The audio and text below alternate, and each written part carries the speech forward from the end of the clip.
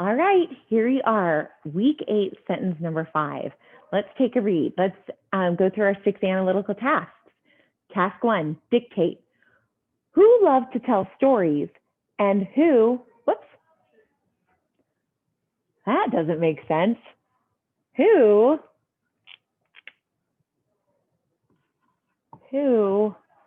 put, there we go, who put me to bed? All right, dictate. Let's check our mechanics, which we fixed one of them right there, didn't we? All right, check mechanics. Check your sentence. Check your sentence. Subject, verb, capital letter, end mark. Complete sense. It does now. Spelling, how'd I do? Yep. Capitalization, punctuation. I got that one. Good job. Spelling, capitalization, punctuation, 2. Okay. So on task 3, what do I see? I see a coordinating conjunction. And let's look, what do I see any prepositional phrases? I think I do right here. It's the word to, but it's not followed by a verb. It's followed by a noun. To bed. There we go. All right. So let's see, how many independent clauses do I see? Do I see an independent clause before the conjunction and after the conjunction? I do. Let's underline these. Who loves to tell stories and who put me to bed? There we go. All right. So let's get started on our first independent clause. What's happening here? Loved. Who loved? Who? Subject pronoun. What's our next question? What is being said about who? Who loved? Verb. What do we ask? Who loved who or what?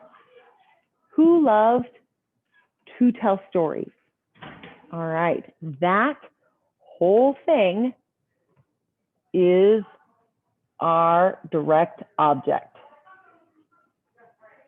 We have our infinitive here. And, well, we'll get to that in a second. So here we have who loved to tell stories. Can tell stories replace or describe who? No.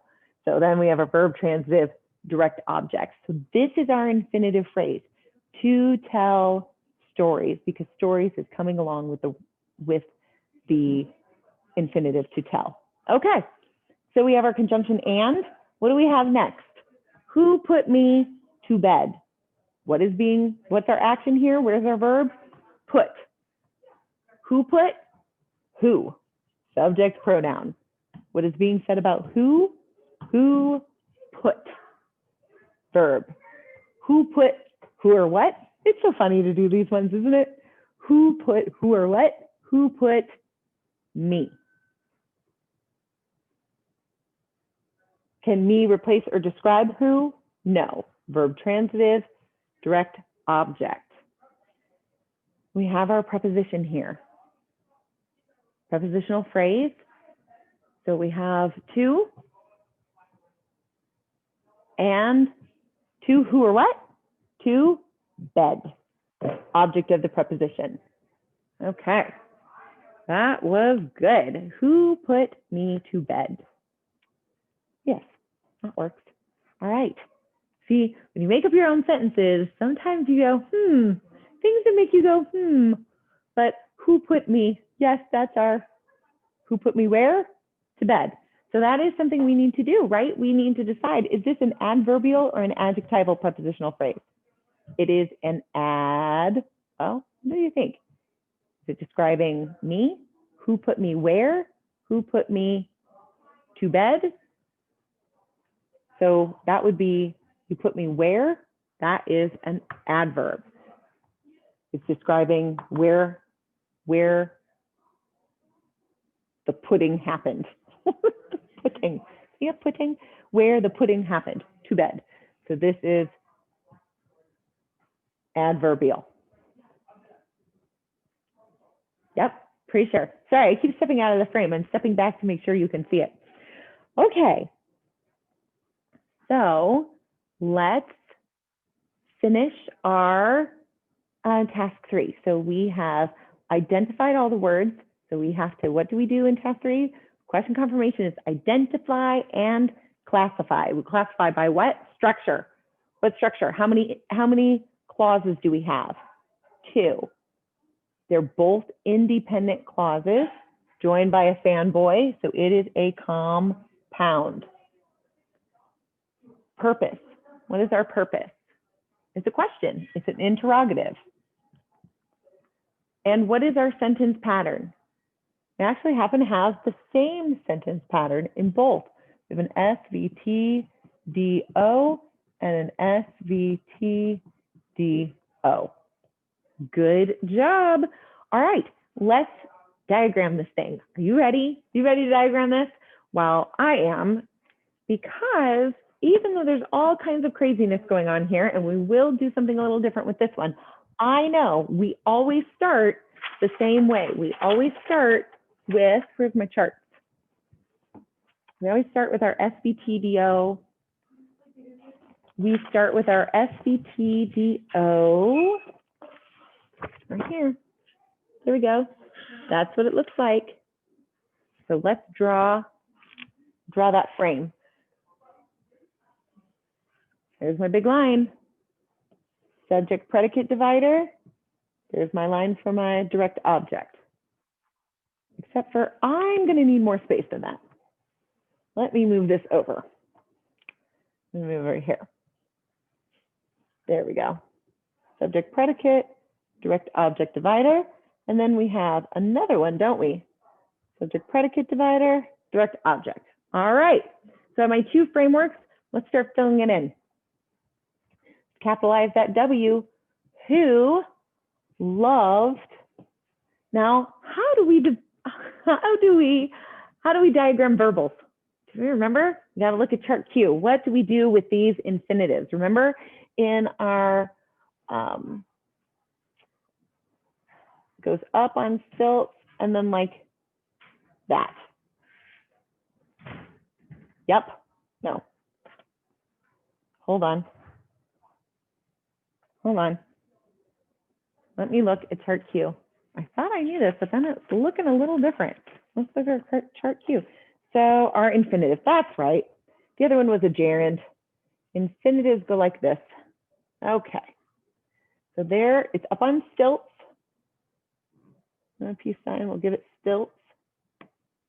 Okay, you guys are learning along with me. We're doing it together, right?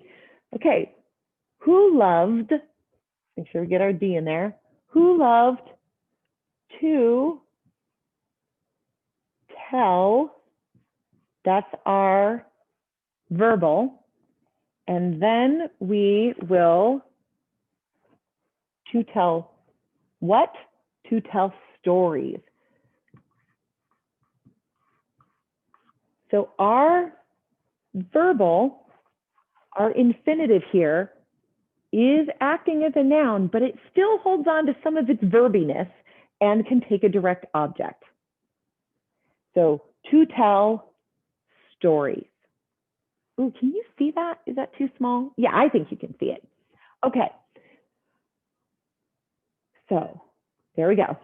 All right. So here's how we diagram our infinitive. And our infinitive has a modifier, has a complement, excuse me. And it is a direct object. It says stories.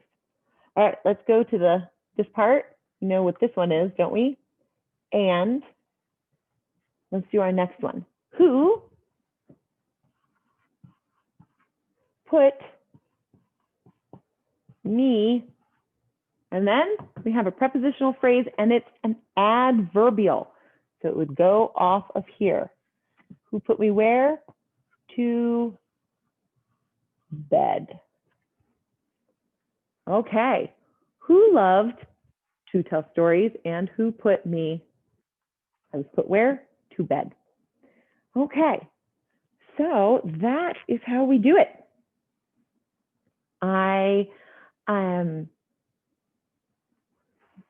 We will talk more about these in later weeks, but I definitely want to see your questions. All right, so let us do task 5. Let's modify real quick. Can we modify by structure? Let's make it a simple. Who put me to bed? There we go. Just took out one of our independent clauses. Took out one of our clauses. Let's do purpose.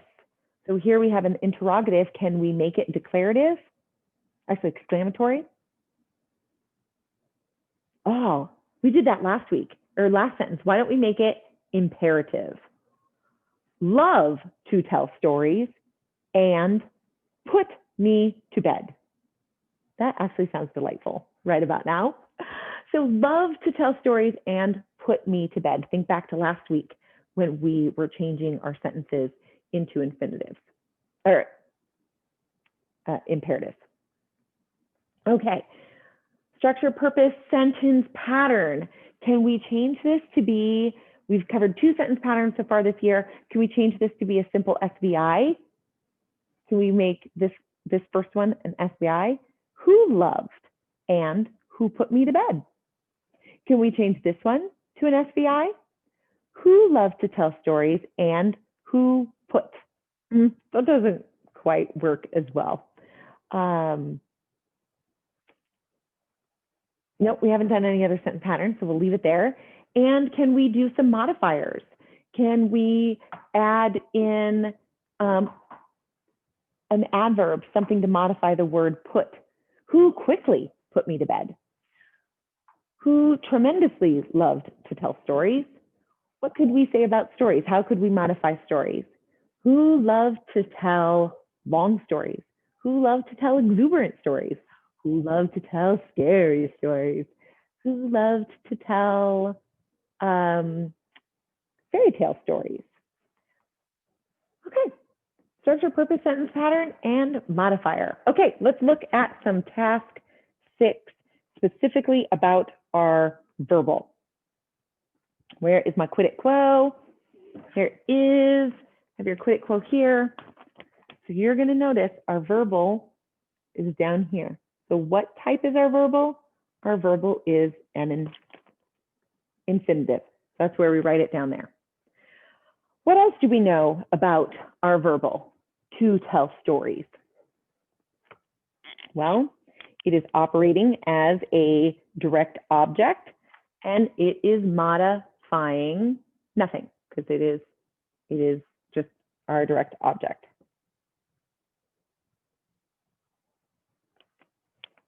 Okay.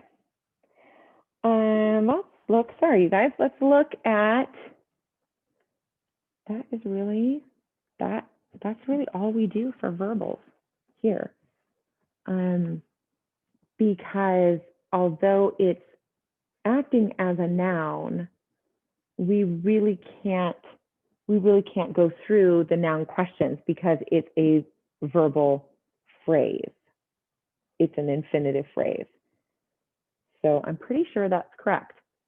But maybe if you have a different idea, you can let me know. But based on what I'm seeing, we would just answer these verbal questions down here, that it's an infinitive and it is operating as a direct, it's an infinitive and it's acting as the direct object. Okay, let's see. Why don't we do me? Me is a direct object. It is it's a pronoun, but that's okay. Let's do a pronoun. We haven't done a pronoun, even though that's a review chart for later. Let's go. What case is it? Is it nominative, objective, or possessive? So nominative, subject. Is it our subject? Nope. What job is it doing? Direct object. So it is objective.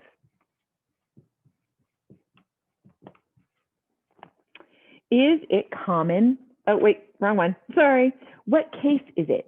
Is it, we did case, sorry, objective. What person is it? Is it first person? Is it talking about I or me? Is it second person talking about you? Or third person talking about they? First person. First person. And is it singular or plural? Singular. It's about me. What would I say if it was plural? Put us to bed.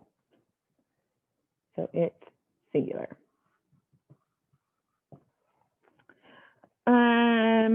Gender, we don't know the gender. Well, I happen to know the gender at this point, but we don't know because we don't know who is writing it.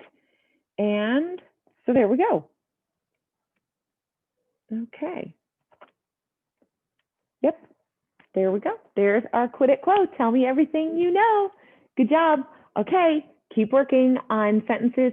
You can practice your own with your verbal, write down some questions and stick them on your chart. Talk to me about it when we see each other or put it in a chat box below. All right, bye.